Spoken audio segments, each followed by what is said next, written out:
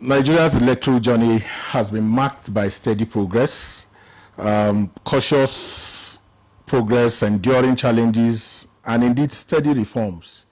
From the adoption of biometric registration to the deployment of BVAS for accreditation and the establishment of the IREV for results viewing. Each innovation has reflected a strong desire to modernize elections and restore public confidence and trust. The amendment of the Electoral Act has also provided a stronger legal foundation for these reforms, signaling intent to align Nigeria's processes with global standards. Yet persistent gaps remain as issues continue to test the credibility of the system. As the nation looks ahead to 2027 and future elections, the question is no longer whether progress has been made, but how it can be deepened and sustained in ways that deliver real and measurable change to the Nigerian people. Can we strengthen the Electoral Act to address both emerging and long-standing gaps? Can institutions work in harmony to ensure accountability and consistency? And most importantly, can we close the gap between intention and implementation, where reforms on paper are matched by trust and performance in practice? These are the critical questions shaping tonight's discussions.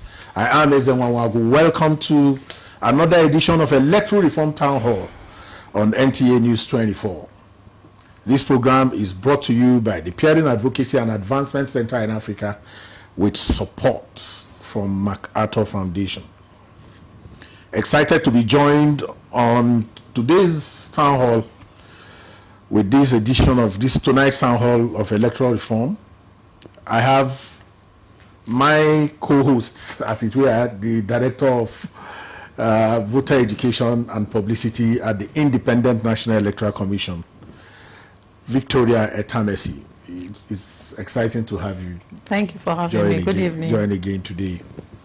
And my friend and brother Samuel Folorenshaw, lead innovator at Legis 360, and also the ACG. ACG, you are consistent now in the Town Hall. I'm excited to have you. ACG is David Idowu Ojela B, in charge of operations at the NSCDC. And my sister, legal practitioner, the Executive Director, Partners West Africa, Nigeria, Kemi Okenyodo. It's good to have you. Good evening. I think I'll start with you, Victoria, Director. We've been celebrating the introduction of and deployment of various technological tools. Beyond all those, are there quieter but important, reforms within INEC that give you confidence that the Commission is maturing as an institution? Yeah, thank you once again for having me. Let me start with our strategic plan. We have a 5-year strategic plan. We've had cycles of strategic plans that we have developed in the Commission. So for the 2023 general election, we had the 2022 to 2026 strategic plan, which provided guidance for the election project plan. So the Commission is taking elections as a project, and it is guided, its guidebook is the election project plan, which identifies personnel, identifies activities, identifies costs. At the end of the day, when the election project plan of any election is done with, that is what gives a picture, a true picture of the cost that is expected to aid the implementation of the conduct of that election. So the Commission has institutionalized developing strategic plans every 5 years, and then every election cycle has its own election project plan which guides, and then the EMSC, which is the Election Monitoring and Support Center, which is a monitoring tool.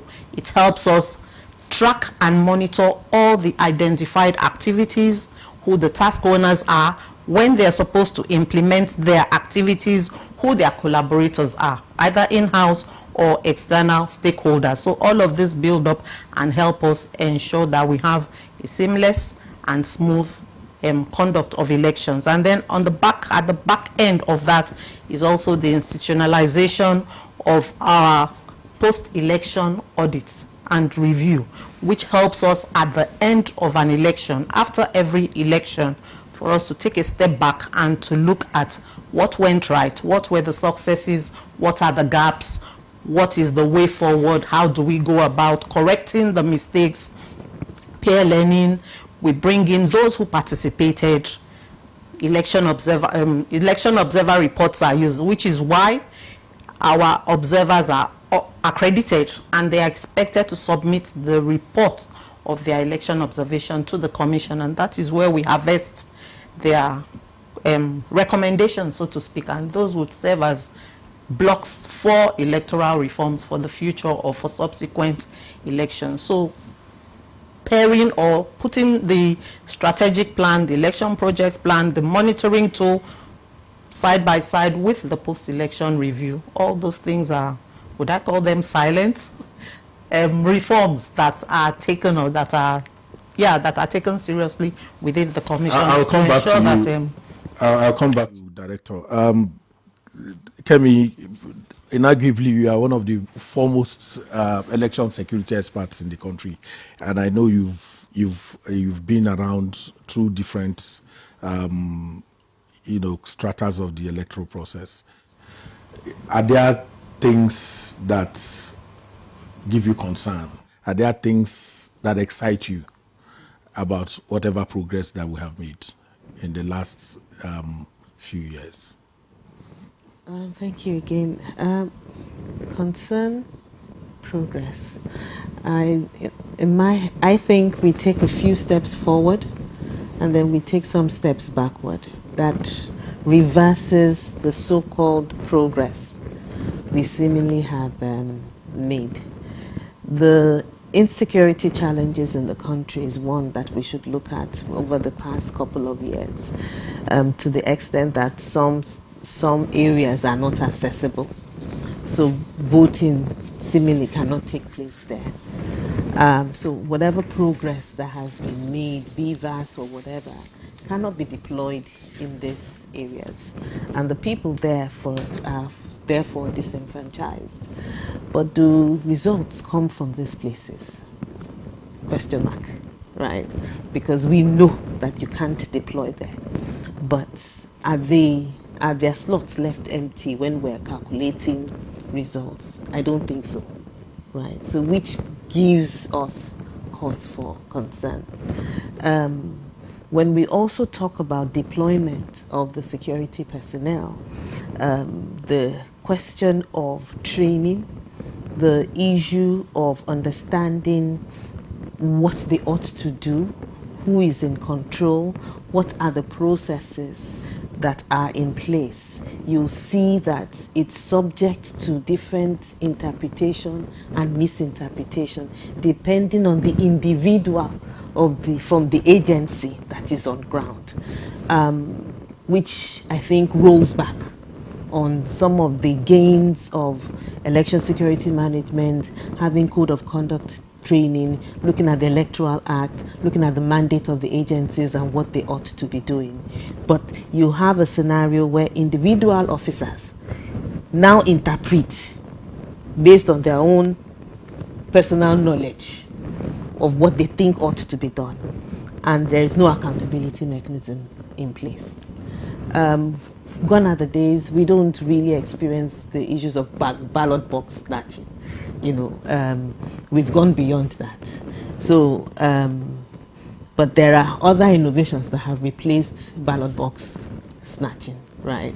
We have the BVAS, we have the technology that has come to play, but you have a scenario where the technology is not being allowed to do what it ought to do, because again, the individuals behind it are manipulating the process. And my last point on this would be looking at times the assaults and the way citizens are treated when they come out to vote, the over-militarization of the process, such that people feel intimidated by the show of force and at times the use of force, that they do not then do what they ought to do on the day of I'm going to stay with you, and I'm going to stay with you for two reasons. What we see is that the guns don't the guns don't sound on election day. The bandits go on recess.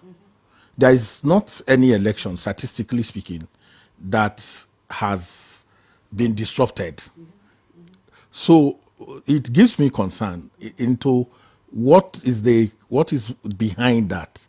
When the parties had their national conventions in Abuja, for instance, people traveled from all around the world, all around Abuja, Nigeria, coming to the capital city. There was not one case of kidnapping. So what does that say? And then secondly, for technology that you talked about, that sounds 40. But when we say technology didn't work or is being manipulated, because I wanted you to talk about confidence and concerns. BVAS, for instance, our reports say it worked in 96% of places where it was deployed. Progress. So what are those other things? If you explain the security part for me, what are those concerns that make you, that make you interpret what I've just said? I think, and I stand corrected, that the major part of the insecurity challenges we have in the country is political and not real. And because it's political and really not real, you'll find that the political actors, like I said, you can't snatch ballot boxes anymore. So you seemingly need to have a scenario where people have to be seen to be coming out. So we can sit somewhere and say, oh, maybe we counted about 100 people at this polling unit. At the end of the day, maybe how many voted? The numbers now play a good role in in the electoral process. So you find that at certain crucial time, they are able to contain insecurity, quote and unquote. And you ask, how do they do that? Are they negotiating? Do they know these people? So there's no hiding behind the fact that. Let me leave it there and come to Sam. Sam, the BVAS and IREV introduced new levels of transparency, no doubt. From your view, how much progress has Nigeria made in tech-driven innovations? Okay, yeah, I think we've discussed it the last time I was on the show about how technology has really improved our elections. And she just mentioned that we've moved beyond ballot snatching. The only reason why we were able to move beyond ballot snatching is because technologies like BVAS came into play. Because now, snatching the ballots doesn't make sense anymore, because you can't disrupt an election that way anymore. So over the years, I think we can count off our fingers, we can count over 14 technological innovations since about 2015. Indeed, there are 20. Yes, exactly, that INEC has introduced. and even the ones that are visible to the citizens and the one that's behind, as Madam Victoria already mentioned about the EMS that is using to track. So we've made tremendous progress, but the question is it enough? Can we do more? I think that is the core conversations we should be having. Is it enough? Can we do more? And IREV, for instance, I think IREV is a fantastic innovation. But I think also the communications around IREV, how the citizen perceived and expected it to work, was not done properly. IREV was not meant for transmission or collation of our election result. It's a result viewing portal meant for storing the election result. And that is the problem when we don't have direct communication between institutions, from institutions directly to citizens.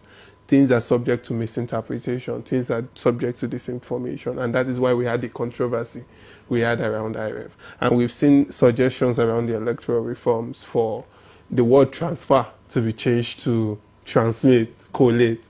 We've seen those suggestions, and until then, we can now begin to say, do we want to now have a fully electronic elections? But in terms of progress, I believe the Commission has made tremendous progress with the adoption of technology. Did you think we were dealing with ignorance? I also don't believe we're dealing with ignorance, because and this is where the conversation around psychography in elections, in using digital tools to manipulate elections comes in. Ignorance is a tool, whether we like it or not. If there are campaigns that are necessarily designed for you to aid the process. And we have to understand that I think before the 2015 election, we had conversation around Cambridge Analytics and how it is used to condition a certain demography not to even want to come out to vote. And yes, we can claim that it is ignorance. It's easy to blame ignorance, but these campaigns are structurally designed. And now we are beginning to have conversations around, we don't trust INEC, should we even vote? That is a campaign. So as much as we might say ignorance, but technology, as much as it's a tool that could help us get to where we want to go to, but we also have bad actors and perpetrators that are also ready to use it to disenfranchise the voters.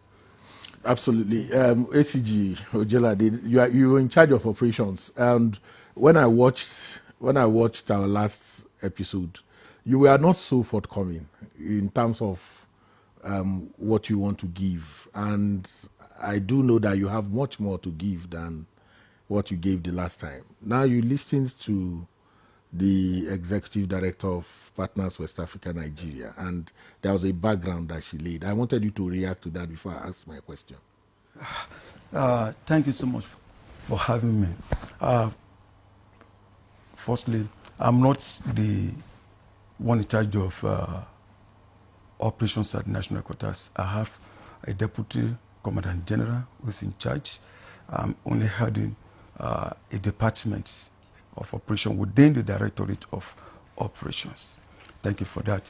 I want to quickly react to over-militarization of election. Gone are the days when that is taking place.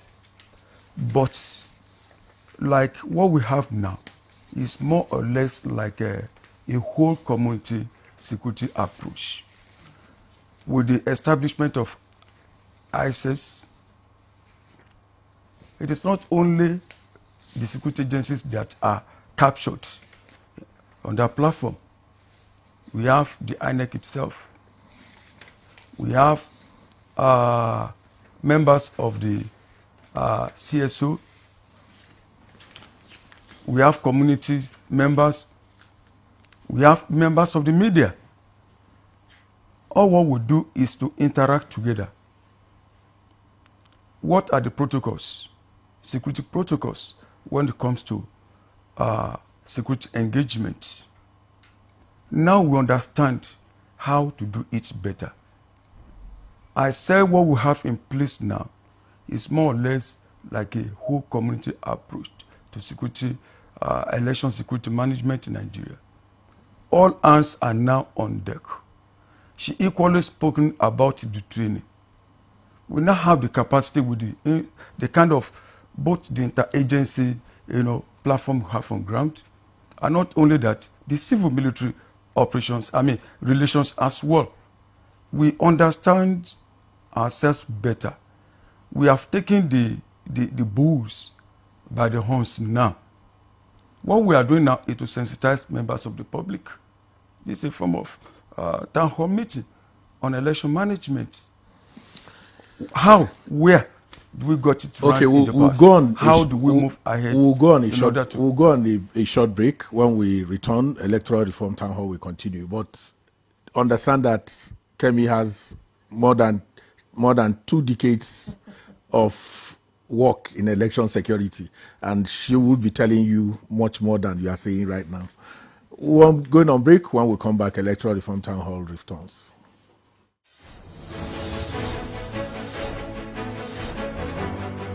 Here is the morning news. The federal government is strategizing. Hello and welcome to the news at 10 on NCN News 24. Welcome to the news update at 11 a.m. Mina Daniel. The Federal Road Safety Corps has reacted to viral. Thanks for joining us on the news desk at 3. Good evening. Welcome to News Desk at 6. News 24. We're live in Abuja. What do Nigerians need to know about standards? PC Limited begins sale of crude oil in Naira. Factories producing solar panels in Nigeria. So if this crisis had anything to do with... Of course, 3 weeks after launching a manhunt for key operatives.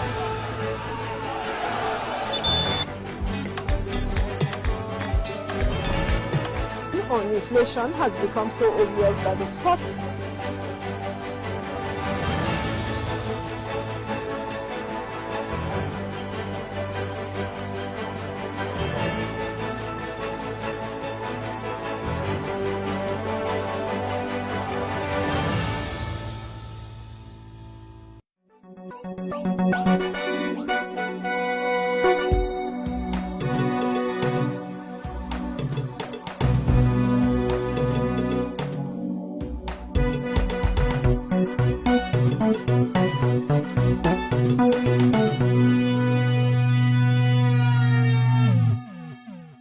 Welcome back. Electoral Reform Town Hall is back, and we still have our great and esteemed panelists.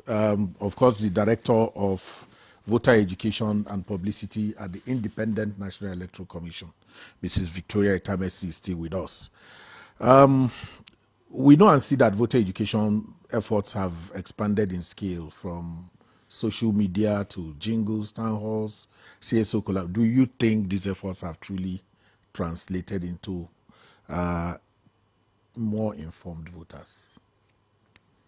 That's our projection, that's our hope, and that is what our efforts are targeted towards. But we know, we have seen that we've made steady progress with regard to registration. If you look at the current continuous voter registration exercise that is currently ongoing, in about a month we've registered over 6 million people virtually, electronically, the pre-registration. But for those who have actually completed the exercise, we have a little over 1 million. So that is a huge number if in a month we've captured 1 million plus registered voters. But our task and our challenge now is ensuring that we actually have informed and willing and active voters who will turn up and participate in elections.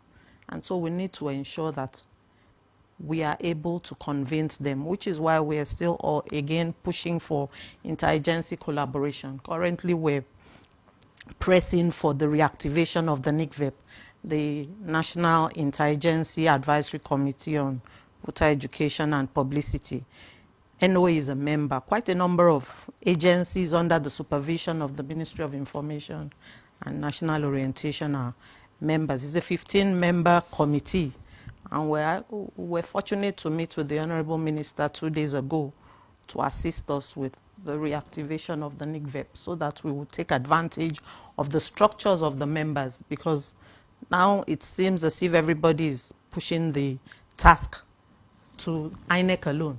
But by the time those 15 members and even CSOs participate in ensuring that we have an enlightened and informed and educated electorate, then we would have increased numbers in participation, and then naturally citizens would be able to take their decisions and their destinies into their hands, because it would be difficult for politicians to deceive them. Now, again, you could claim that the numbers of people that are registering could be for one reason or the other. Maybe because they see that as a tool, a weapon that they would sell when election comes. But the task that is before us is to ensure that the registration matches those that would actually be active and that would participate and that would be informed, and ensure that those that are thrown up as our leaders actually have something that they are bringing to the table, and not just us being stuck with dinosaurs and those who have been there forever and nothing is changing. Well, dinosaurs are citizens, and the Constitution allows them to participate. If the people don't want them, they vote them out. But I'll stay with you. And talking about that, when people lose elections, cynicism kicks in, and sometimes it has the possibility of hurting future elections, and that leads to more serious issues. Are there designs by INEC that is responding to that, in terms of, like Sam said, people saying, does the vote count? And then we ask them, if the votes don't count, why are you buying? Why are people selling it? Why would somebody pay you 20,000 for something that does not count? And in many places, we've seen that it's gone up to 150,000 naira. It's the verb publicity designing any, because 2027 is here, to draw out more people and bust that cynicism. Yeah, we're trying, while working on our own, also in collaboration with development partners, sister agencies, particularly now it's basically NOA that we still have a somewhat strong relationship with. Others, like I said, we're trying to bring them back onto the table. Cynicism has made our job a bit difficult, but we take that as a challenge, and that is why we're deploying all our arsenals. For the issue of vote buying, electoral violence, the Gender and Inclusivity Department, for instance, targets women. And so we talk to mothers, talk to your children, because at the end of the day, you will be the victim if you allow your children to be used as tools of violence in the field. And so for the commission, for INEC as a commission, it ensures that it sustains engagement with all stakeholders, churning out information, being transparent in what it does, which again shows up the credibility of the commission, to make sure that everything is on the table, and then we continue to assure and reassure them that we'll keep improving on our processes, so that we will be able to regain the trust of the citizenry, and for them to know that every vote eventually will count in the next election. Thank you very much. Kemi, I'm coming back to you. Earlier in the week, we saw the House of Representatives, the public hearing on constitutional review, and there were bold reform initiatives, gender quotas, diaspora voting, single day, all of those issues. Which of them do you think can be realistically achieved, and which are aspirational? Realistically achieved, I would say single day voting and the gender quota. Because single day quota voting, we see the challenge in logistics, deployment, voters fatigue, once the first one comes up, everybody is there.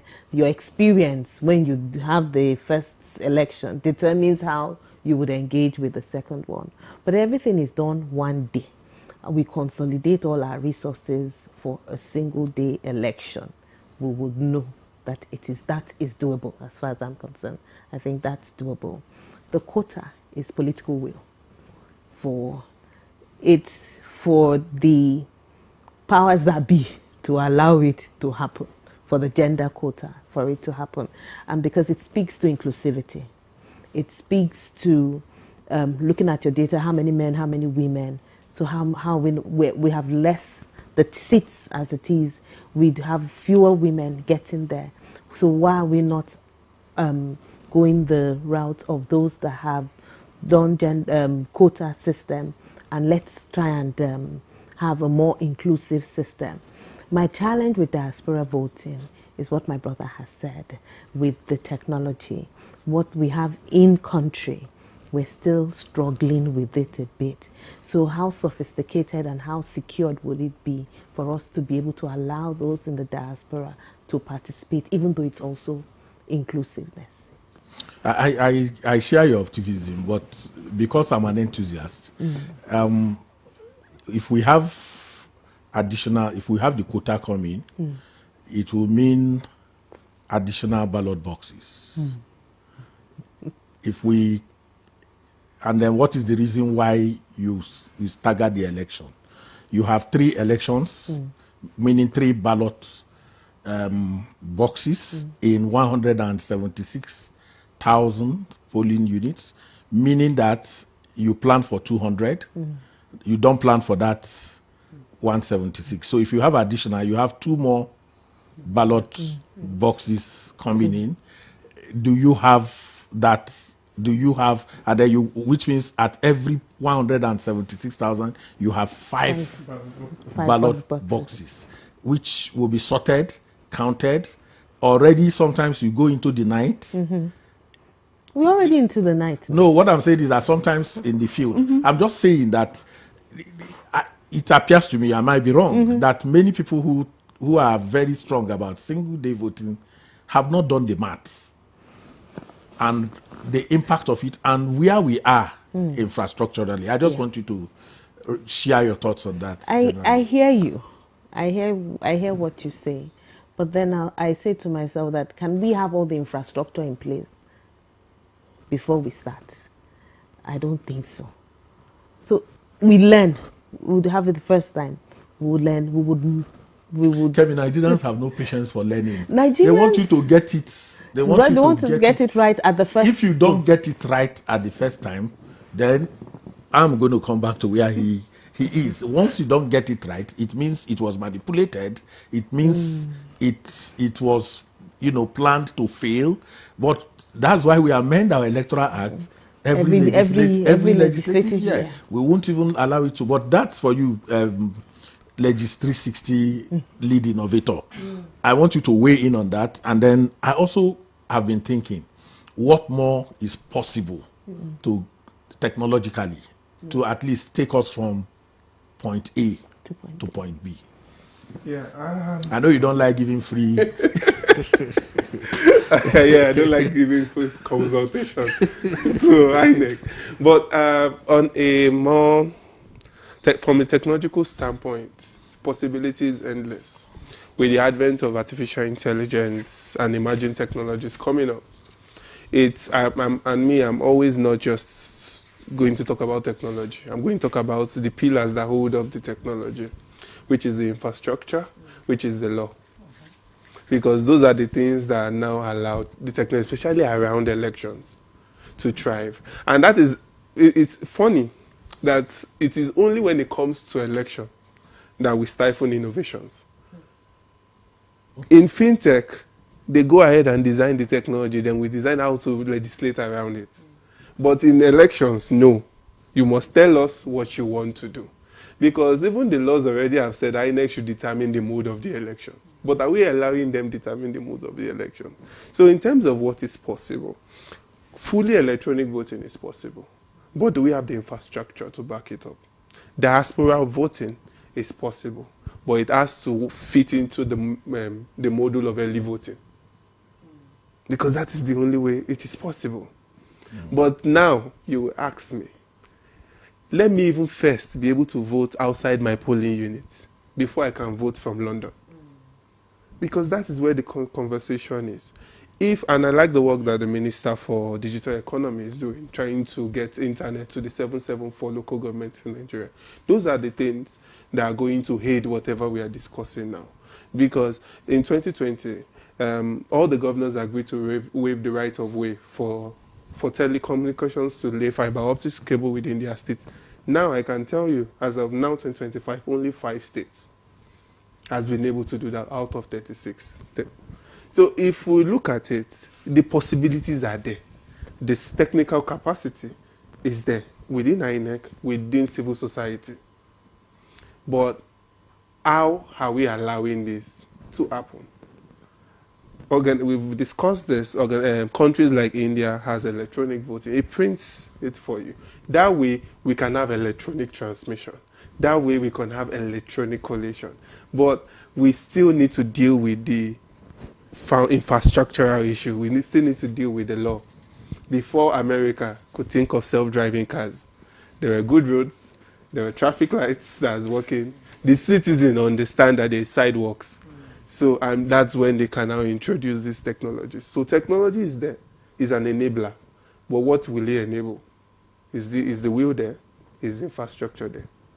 So that leads me to, I'm staying with you because I've always argued that you can't be better than your infrastructure. Yes. Your election can't be any better, but I would be more interested in trust and credibility. You know, we use those interchangeably, whether people trust. And I've been asking myself if it's only in elections that we have trust issues. People go to ATM machines, slot it, money comes out, they put the ATM in their pocket and still count the money. So it tells you how much So is there anything truly we can do to shore up credibility and trust in our elections? Yes. Technologically. Technologically, yes, I agree. The trust, but it's also how. And we've mentioned it. As much as we don't think it's a silver bullet, we've always said technology is not a silver bullet. Artificial intelligence is not a silver bullet to solving anything. But it can help you build trust in terms of how do you communicate. Let's look at our demography. We've always said, we've agreed, the majority of our voting population are within the age of 18 to 35. But are we communicating to them? Are we talking to them in the language they understand? During the last election in Akure, we looked at, when I was a Yaga, we looked at our election day analysis, pre-election. We said, and I looked at the statistics, the open rate was less than 2%, 3% that we've communicated. And I said, no, we are actually not talking to the people. Then we redesigned it and said, we want to write it in the way Gen Zs write, in the way. And the open rate was about 90%. Wow. So, and that is technology helping us understand, are we really talking to the people that we are talking to the people? It starts with the recruitment process of the the selection process of the next INEC chairman. How transparent are we about it? Because these are the things that build trust. When people can follow that this is how this person got here, these are the track records, it improves trust. So technology is not the newest, the shining innovation, the new things that we are bringing. Are we even leveraging the ones we have to communicate better, to showcase the institution as an upright institution better? Because a lot of innovations are within INEC that citizens don't know. Those citizens even don't understand how the BVAS really, truly works, how the polling unit agents are supposed to take the pictures and how do they send. Because once we can show, especially these crops of people you have on TikTok now, they will be your promoter. They will be the next people to help you drive that trust. Yeah, they will drive it on social media. Media. Yes, they will drive it on social media, but they don't vote. No, there's a recent scenario in Nepal. No, I don't want to talk about Nepal. I'm talking about, I'm more interested in the data that me and you know, that Gen Zs, and I make the argument that Gen Zs are not in Enugu, Lagos, Port Harcourt. Gen Zs also live in my village. Exactly. And they are not having access to social media. And even if they have access to social media, it's not the type. So many times when we glorify Gen Zs, we make it look like it's a homogeneous category. But it is spread across to illiterate Gen Z, educated Gen Z, and you know, in their different age brackets. You rightly mentioned it's spread across the digital divide, and that is why me as a person have said, when we talk about technology, down to SMS, it is technology. I know. So do you reach those people with that medium that they can access? All right, ACG, I know you've been very strong on, very strong on, what's it called, on access, the Interagency Consultative Committee, and every time you talk, you celebrate what that means. But we're going to 2027, and there are clear risks. I don't know if at your own agency or even at the access, there is a thinking about risk, mapping, assessment around what could possibly be the biggest or the strongest threats to 2027 election. Thank you so much. Number one, what we are trying to do is to create a kind of democratic policing system. That democratic policing system is what I was trying to explain the other time, whereby all stakeholders will be made to realize their functions when it comes to election security management in Nigeria. Either ISS or at my own agency, we are doing what we call conflict assessment, conflict analysis, which include the mapping of threats, around the polling stations in Nigeria. We want to see what have been constituting those threats, especially that has to do with each of the states or geopolitical zones. How better can we manage it? Now, it is more or less like a kind of tripartite approach from the point of the government, the INEC, and the security agencies themselves. What do we have? And want to, instead of, always employ kinetic approach, part of non-kinetic approach is to carry the people along, curate what we call confidence and trust in them.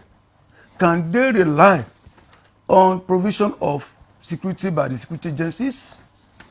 So if we are able to carry them along, like the sensitization, town hall meeting the stakeholders at the grassroots, at the community level, then would assure them, come 2027, we want to own, we want everybody to own the ownership of the results.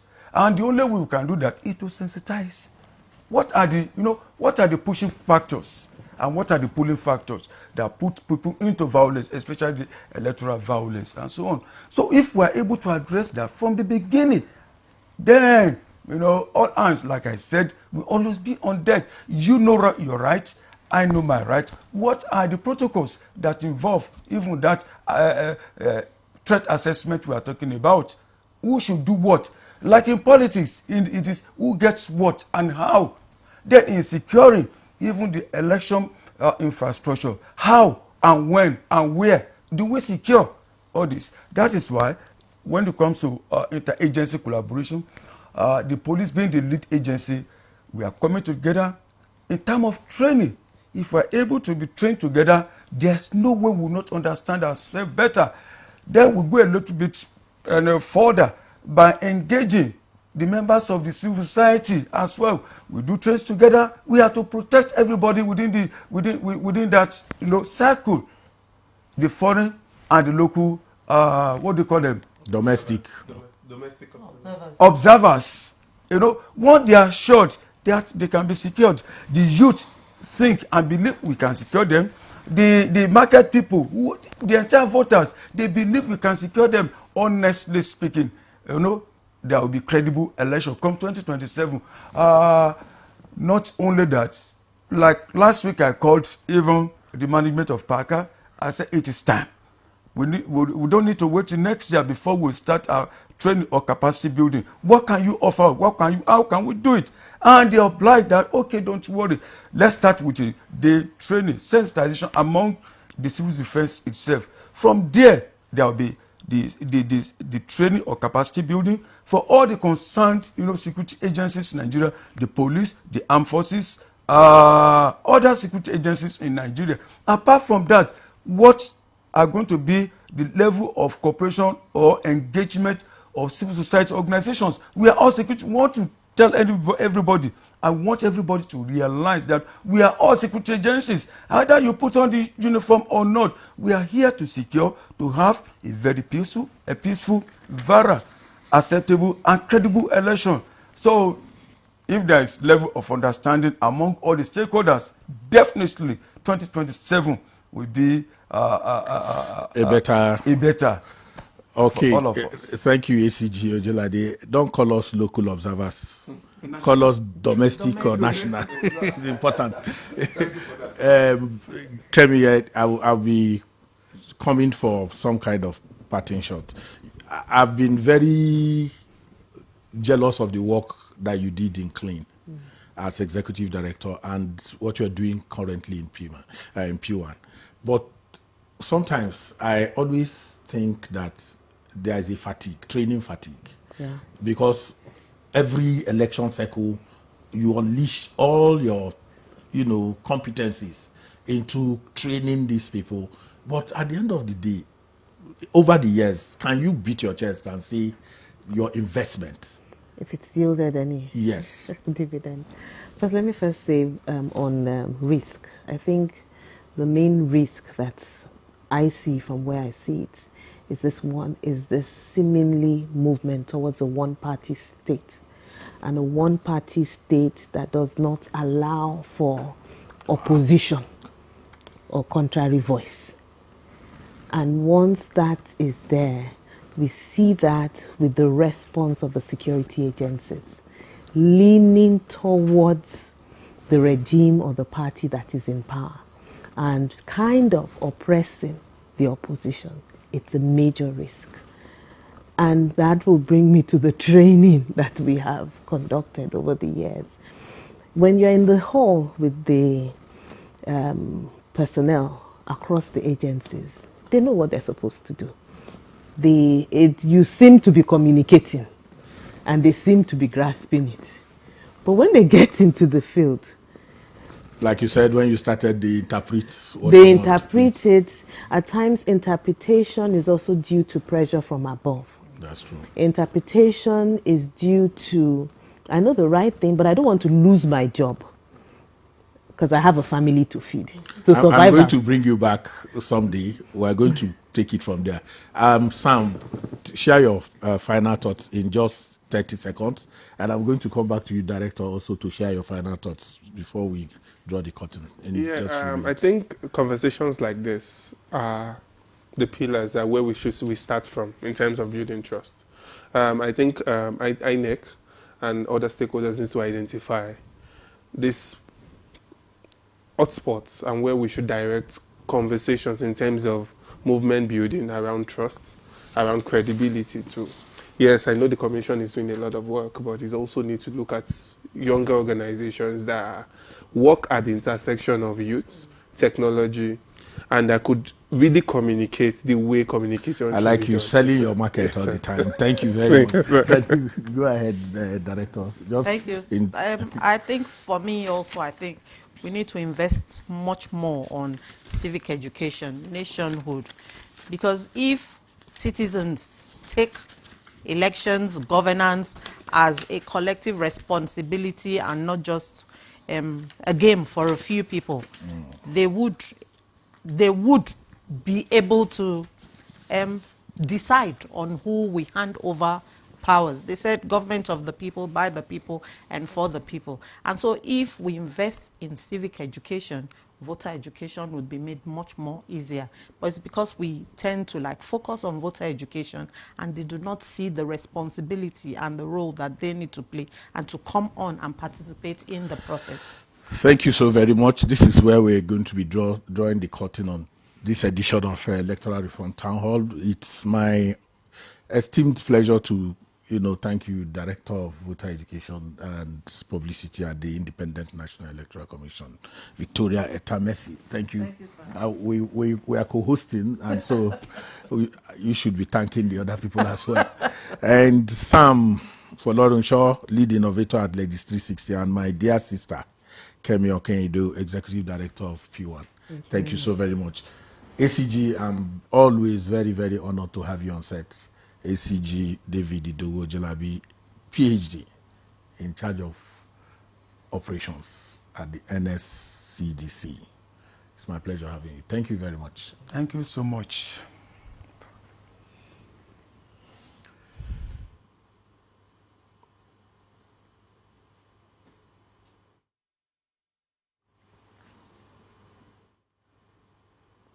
The program is brought to you by the Peering Advancement and Advocacy Center in Africa, PAACA, with support from MacArthur Foundation. We will be returning Electoral Reform Town Hall at the end of October. Thank you so very much for joining. I am Ezen Wawagu.